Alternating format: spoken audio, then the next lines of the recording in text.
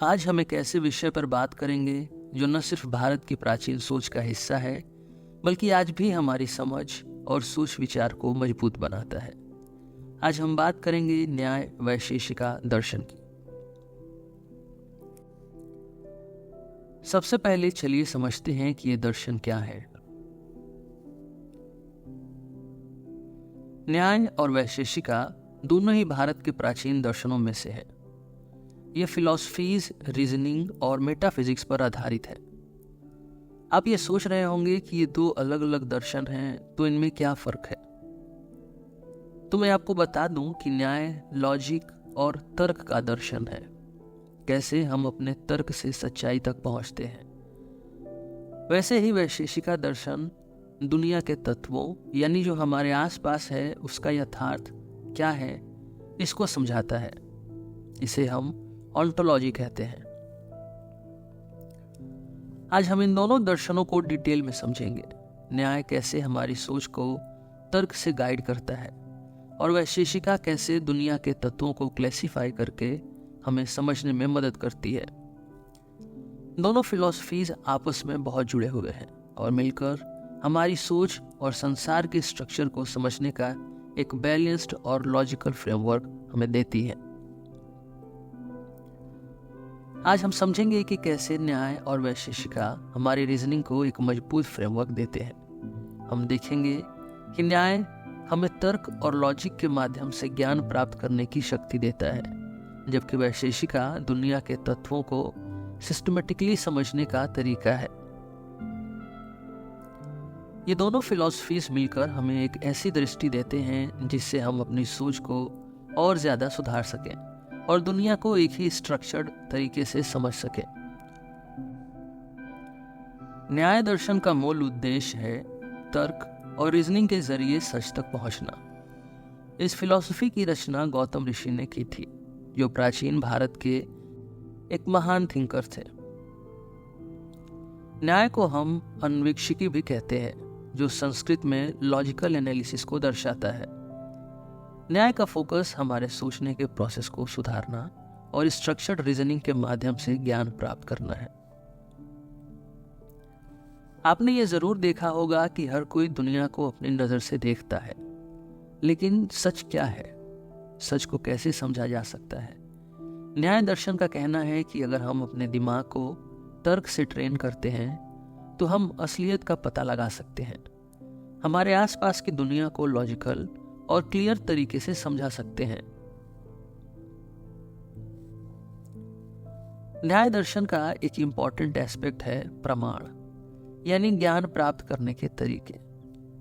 न्याय कहते हैं कि हम 4 मुख्य तरीकों से ज्ञान हासिल कर सकते हैं। इन तरीकों को समझना जरूरी है क्योंकि ये हमें सच और झूठ में अंतर करना सिखाते हैं। पहला है प्रत्यक्ष, यानी डायरेक्ट परसेप्शन। सबसे पहला तरीका है प्रत्यक्ष, यानी सीधा अनुभव या डायरेक्ट ऑब्जर्वेशन। जब हम अपनी आंखों से कुछ देखते हैं या किसी वस्तु को डायरेक्टली महसूस करते हैं तो यह प्रत्यक्ष प्रमाण होता है। जैसे अगर आप एक गर्म चाय का कप अपने हाथ में पकड़ते हैं तो आप उसका गर्म होना डायरेक्टली एक्सपीरियंस कर रहे हैं। यह ज्ञान का सबसे बेसिक और पहला सोर्स है। फिर है अनुमान, यानी इन्फरेंस। दूसरा तरीका है अनुमान, यानी तर्क के जरिए अनुमान लगाना। जब हम किसी वस्तु को डायरेक्टली नहीं देखते लेकिन कुछ क्लूज के आधार पर उसके बारे में निष्कर्ष निकालते हैं तो ये अनुमान होता है। जैसे अगर आपको दूर से धुआं दिखाई दे रहा है तो आप ये अनुमान लगा सकते हैं कि वहां आग लगी होगी, भले ही आपने आग को डायरेक्टली नहीं देखा। फिर है उपमान, यानी कंपैरिजन। तीसरा प्रमाण है उपमान, यानी तुलना करना। इस तरीके में हम किसी एक वस्तु को दूसरे के साथ कंपेयर करके उसके बारे में ज्ञान प्राप्त करते हैं। जैसे अगर आपको किसी नई वस्तु का डिस्क्रिप्शन दिया जाए और आप उसकी तुलना किसी पुरानी वस्तु के साथ करते हैं तो आप उस वस्तु को समझने लगते हैं।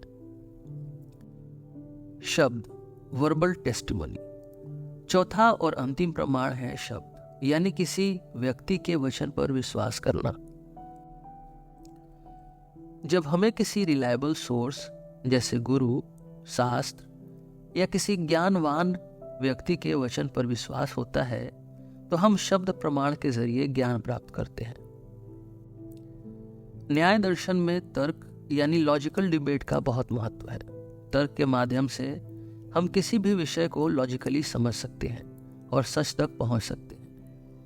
न्याय का कहना है कि जब हम किसी बात को लॉजिकली चैलेंज करते हैं तो हम सच्चाई के करीब पहुंचते हैं।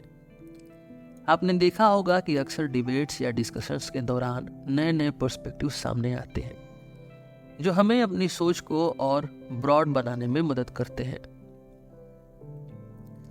इस दर्शन में विचार विमर्श को एक साइंटिफिक प्रोसेस माना गया है जो हमें किसी भी सब्जेक्ट पर डीपर अंडरस्टैंडिंग देता है।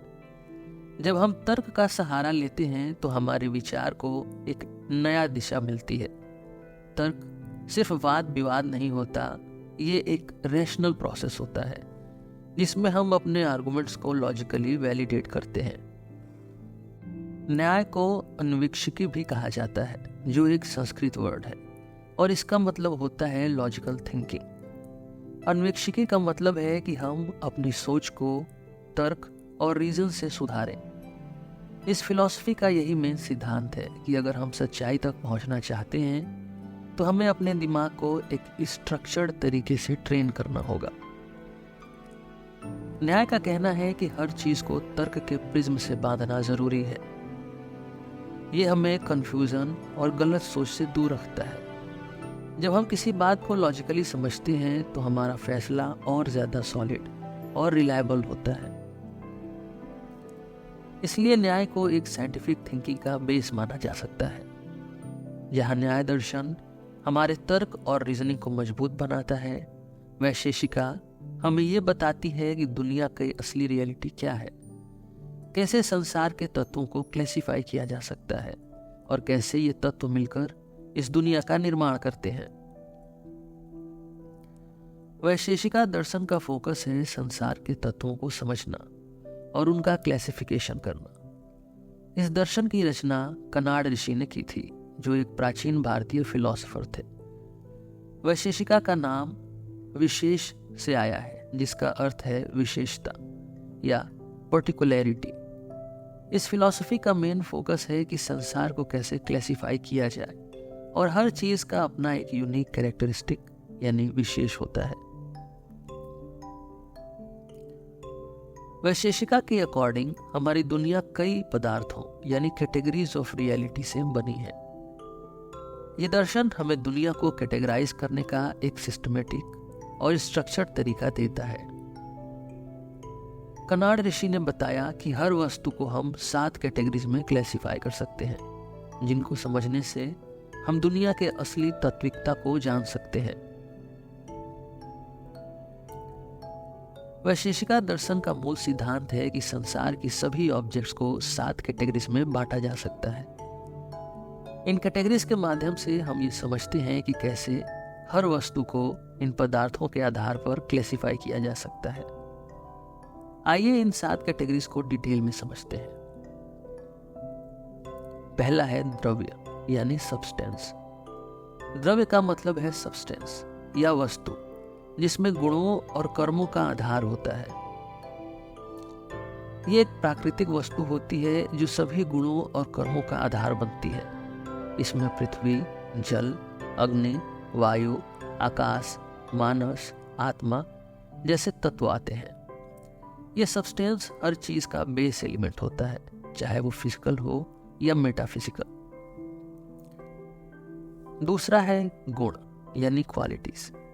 गुण यानी क्वालिटीज हर सब्सटेंस के कुछ गुण होते हैं जो उसकी पहचान और उसके कैरेक्टरिस्टिक को डिफाइन करते हैं, जैसे रंग, स्वाद, गंध, स्पर्श, गुरुत्वाकर्षण, अवस्था और भी कई गुणों के माध्यम से हम वस्तु की विशेषताओं को जान सकते हैं। तीसरा है कर्म यानी एक्शन। कर्म का अर्थ है एक्शन या क्रिया। ये वो क्रिया होती है जो किसी वस्तु के गति विज्ञान या मोशन को दर्शाती है। कर्म ही है जो वस्तु को एक स्टेट से दूसरी स्टेट में ले जाता है, जैसे चलना, उठना, गिरना। गति और क्रिया प्रभाव कर्म के एग्जाम्पल्स हैं। चौथा है समान यानी यूनिवर्सैलिटी। समान का मतलब है यूनिवर्सैलिटी या साधारण गुण। ये वो क्वालिटीज हैं जो कई वस्तुओं में कॉमन होती हैं। समान के जरिए हम वस्तुओं के बीच सिमिलैरिटीज को समझ सकते हैं। पांचवा है विशेष यानी पर्टिकुलैरिटी। विशेष का अर्थ है पर्टिकुलैरिटी, यानी हर वस्तु का अपना एक यूनिक कैरेक्टरिस्टिक होता है जो उसे दूसरों से अलग बनाता है। ये कॉन्सेप्ट इस दर्शन का मूल है जिसमें हर चीज का एक यूनिक आइडेंटिटी होती है। विशेष के जरिए हम समझते हैं कि एक वस्तु दूसरी वस्तु से कैसे अलग है। फिर है समवाय यानी इनहेरेंस। समवाय का अर्थ है इनहेरेंस। ये एक ऐसा संबंध है जो अलग होने पर भी एक दूसरे से जुड़ा रहता है।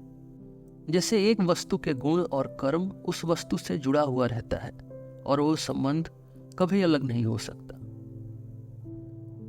और आखिरी है अभाव यानी अब्सेंस।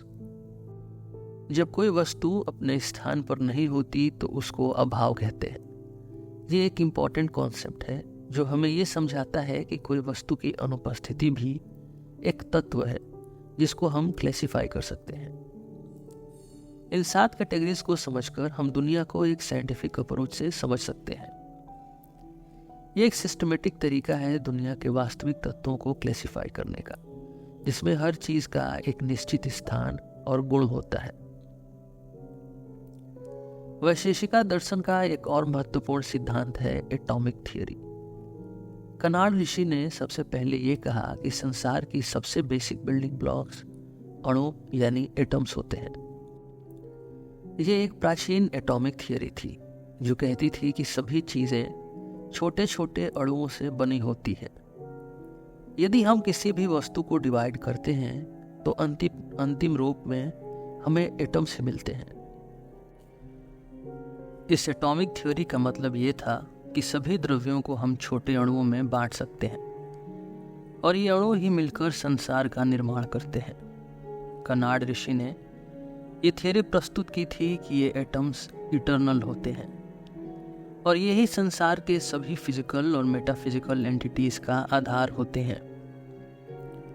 जब एटम्स एक विशेष तरीके से मिलते हैं तब हमें कोई वस्तु दिखाई देती है और जब ये एटम्स अलग होते हैं तो वो वस्तु खत्म हो जाती है। ये एटॉमिक थ्योरी प्राचीन भारत में एक आविष्कार था जो बाद में मॉडर्न साइंस के एटॉमिक थ्योरीज के साथ भी काफ़ी सिमिलर है। वैशेषिका ने यह प्रस्तुत किया कि संसार का पूरा स्ट्रक्चर एटोमिस्टिक है और ये एटम्स ही दुनिया के वास्तविक तत्वों को बनाते हैं। वैशेषिका दर्शन हमें दुनिया को एक सिस्टमेटिक और स्ट्रक्चर्ड तरीके से देखना सिखाता है। जहाँ न्याय हमें तर्क और रीजनिंग का उपयोग सिखाता है, वैशेषिका हमें ये समझाता है कि दुनिया के तत्वों को कैसे क्लासिफाई किया जाए। इन 7 पदार्थों के माध्यम से हम संसार को एक साइंटिफिक और रेशनल अप्रोच से समझ सकते हैं। अब हम बात करेंगे कि कैसे न्याय और वैशेषिका दर्शन एक दूसरे के साथी हैं और एक साथ मिलकर एक कंप्लीट फिलोसॉफिकल फ्रेमवर्क बनाते हैं। न्याय का मेन फोकस है तर्क यानी रीजनिंग और लॉजिक, जबकि वैशेषिका का फोकस है संसार के तत्वों यानी ऑन्टोलॉजी पर। दोनों फिलॉसफीज मिलकर हमें दुनिया को समझने का एक स्ट्रक्चर्ड और लॉजिकल तरीका देती है। जब हम न्याय और वैशेषिका को अलग अलग देखते हैं तो हमें लगता है कि एक फिलॉसफी लॉजिक और तर्क पर बेस्ड है और दूसरी संसार के तत्वों की क्लासिफिकेशन पर। लेकिन जब हम दोनों को साथ में देखते हैं तो ये समझ आता है कि दोनों एक दूसरे को कॉम्प्लीमेंट करते हैं। न्याय हमें सिखाता है कि कैसे हम तर्क का उपयोग करके ज्ञान प्राप्त कर सकते हैं। इस दर्शन में लॉजिकल थिंकिंग और वैलिड प्रमाण का महत्व है। वैशेषिका हमें ये बताता है कि दुनिया की वास्तविकता क्या है और कैसे हम तत्वों को क्लासिफाई कर सकते हैं। इसका फोकस है ऑन्टोलॉजी यानी रियलिटी के डिफरेंट एलिमेंट्स को समझना। ये दोनों दर्शन एक दूसरे को पूरा करते हैं। जहाँ न्याय हमें तर्क के जरिए सच तक पहुंचाने की कोशिश देता है, वैशेषिका हमें ये समझाती है कि सच क्या है, मतलब दुनिया के तत्वों का असली रूप क्या है। इस तरह न्याय के लॉजिकल टूल्स का यूज वैशेषिका के तात्विक सिद्धांतों को समझने में होता है। एक फिलॉसफी दूसरे की समझ को और गहरा बनाती है। न्याय का तर्क और रीजनिंग वैशेषिका के तत्वों को लॉजिकली समझने में कैसे मदद करता है, आइए इसको एक एग्जाम्पल के साथ समझते हैं। न्याय के 4 प्रमाण यानी प्रत्यक्ष, अनुमान, उपमान और शब्द का यूज करके हम वैशेषिका के 7 पदार्थों को समझ सकते हैं। मान लीजिए हमें द्रव्य को समझना है। ये ऐसा एक सब्सटेंस होता है जिसमें गुण और कर्म होते हैं। न्याय का तर्क हमें सिखाता है कि कैसे हम प्रत्यक्ष यानी डायरेक्ट परसेप्शन का उपयोग करके किसी वस्तु के गुणों को जान सकते हैं। फिर हम अनुमान यानी इन्फरेंस का उपयोग कर सकते हैं, यह समझने के लिए कि जब ये गुणों का ये सेट किसी वस्तु में है तो उसका सब्सटेंस क्या होगा। इस तरह से न्याय के तर्क का उपयोग हम वैशेषिका के तात्विक कॉन्सेप्ट्स को लॉजिकली समझने में करते हैं। ये दोनों फिलॉसफीज मिलकर एक कंप्लीट फ्रेमवर्क बनाती हैं, जहां एक तरफ रीजनिंग का यूज है, वहीं दूसरी तरफ रियलिटी का क्लासिफिकेशन। आज की दुनिया में चाहे साइंस हो या फिलॉसफी, दोनों ही एरियाज में रीजनिंग और रियलिटी को समझने की ज़रूरत है। न्याय और वैशेषिका का फ्रेमवर्क हमें एक पूरा सिस्टम देता है जिसमें हम अपनी सोच को लॉजिकल और प्रैक्टिकल तरीके से सुधार सकते हैं। न्याय वैशेषिका दर्शन के कुछ विचारधारा दूसरे फिलॉसफीज जैसे कि वेदांत और सांख्य के मुख्य आलोचना का विषय भी रहे हैं। वेदांत और सांख्य के अलग विचार और दृष्टिकोण के माध्यम से न्याय वैशेषिका पर कुछ क्रिटिसिज्म दिए गए हैं। वेदांत दर्शन, जो अद्वैत वेदांत के रूप में जाना जाता है, एक सिंगुलर नॉन डुअल रियलिटी को महत्वपूर्ण मानता है, जिसे ब्राह्मण कहते हैं। वेदांत कहते हैं कि अल्टीमेट रियलिटी एक ही है और ये सभी वस्तुएं जो हम देखते हैं ये माया यानी इल्यूजन का हिस्सा है। इस दृष्टिकोण से वेदांत का क्रिटिसिज्म न्याय और वैशेषिका के मल्टीपल कैटेगरीज ऑफ रियलिटी पर होता है। वेदांत कहते हैं कि न्याय और वैशेषिका के पदार्थ यानी कैटेगरीज ऑफ रियलिटी जो सिस्टम है ये भ्रमित है, क्योंकि ये प्लूरलिज्म को बढ़ावा देता है, जो एक अनंत नॉन डुअल ट्रुथ से दूर ले जाता है। न्याय और वैशेषिका कहते हैं कि उनका गोल यथार्थ को समझना है और इन कैटेगरीज को समझने से ही हम दुनिया के प्राकृतिक तत्वों और ज्ञान को लॉजिकली क्लासिफाई कर सकते हैं। यदि संसार को भ्रम के रूप में ही देखा जाए तो तर्क और रीजनिंग का कोई महत्व नहीं रहेगा। इसलिए न्याय और वैशेषिका दुनिया की व्यवहारिक सच्चाई को महत्वपूर्ण मानते हैं, न कि केवल एक ब्राह्मण के कॉन्सेप्ट को। सांख्य फिलॉसफी डुअलिज्म पर बेस्ड है। ये कहती है कि प्रकृति और पुरुष दो अलग अलग रियलिटीज हैं। सांख्य का क्रिटिसिज्म न्याय वैशेषिका की एटॉमिक थियरी और इनके द्रव्य के कॉन्सेप्ट पर था। सांख्य कहते हैं कि न्याय वैशेषिका के अणु यानी एटम्स का सिद्धांत इनकम्प्लीट है, क्योंकि प्रकृति और पुरुष का अलग अलग होना एसेंशियल है। उन्होंने ये भी कहा कि न्याय वैशेषिका का एम्फेसिस ऑन लॉजिक और रीजनिंग से मोक्ष की प्राप्ति संभव नहीं है। सांख्य के डुअलिज्म की प्रतिक्रिया में न्याय वैशेषिका कहते हैं कि संसार के फिजिकल और लॉजिकल रियलिटीज को समझना मोक्ष प्राप्ति का पहला कदम है, और उस सिद्धांत के माध्यम से वो संसार के तात्विक स्ट्रक्चर को समझने का एक प्राकृतिक और लॉजिकल फ्रेमवर्क देते हैं, जो स्पिरिचुअलिटी से अलग नहीं है बल्कि उसका आधार है। न्याय और वैशेषिका फिलॉसफी में समय के साथ भी कई सुधार और नए विचार आए हैं। इस विकास का एक बड़ा कदम था नव्य न्याय यानी न्यू न्याय स्कूल का उद्भव। नव्य न्याय स्कूल का विकास 12th सेंचुरी एडी के आसपास हुआ। जब न्याय के बेसिक सिद्धांतों में new logical and epistemological methods को शामिल किया गया। नव न्याय के गणेशा उपाध्याय ने अपने ग्रंथ तत्व चिंतामणि के माध्यम से न्याय को और लॉजिकल और एनालिटिकल बनाया। नव न्याय में लैंग्वेज और मीनिंग के एनालिसिस का एक नया डायमेंशन आया, जिसमें तर्क के साथ लैंग्वेज को लॉजिकली समझना भी शामिल था। नव न्याय का विकास आज के एनालिटिकल फिलॉसफी के साथ कई मेल रखता है। जैसे मॉडर्न लॉजिक में प्रेडिकेट लॉजिक और सिंबॉलिक रिप्रेजेंटेशन का यूज होता है, वैसे ही नव न्याय में तर्क और रीजनिंग का एक स्ट्रक्चर्ड फ्रेमवर्क दिया है। ये अप्रोच आज के साइंटिफिक और फिलोसॉफिकल डिस्कशंस में भी प्रभावशाली है, जिसमें हम लॉजिकल मेथड्स का यूज करते हैं टू सॉल्व कॉम्प्लेक्स इश्यूज। न्याय और वैशेषिका दोनों ही दर्शन एक बैलेंस्ड और प्रैक्टिकल माइंडसेट को डेवलप करने पर जोर देते हैं। यह बैलेंस रैशनल सोच और यथार्थ यानी रियलिज्म के बीच में होती है। इस पूरे डिस्कशन का सार ये है कि न्याय और वैशेषिका फिलॉसफी एक दूसरे के साथी हैं, जो हमें लॉजिकल और रियलिस्टिक सोचने का फ्रेमवर्क प्रदान करते हैं। न्याय रीजनिंग और तर्क का दर्शन है, जो हमारी सोच को लॉजिकल और स्ट्रक्चर्ड बनाता है। ये हमें सही और गलत में अंतर करने, ज्ञान प्राप्त करने और अपने विचारों को सुधारने का तरीका बताता है।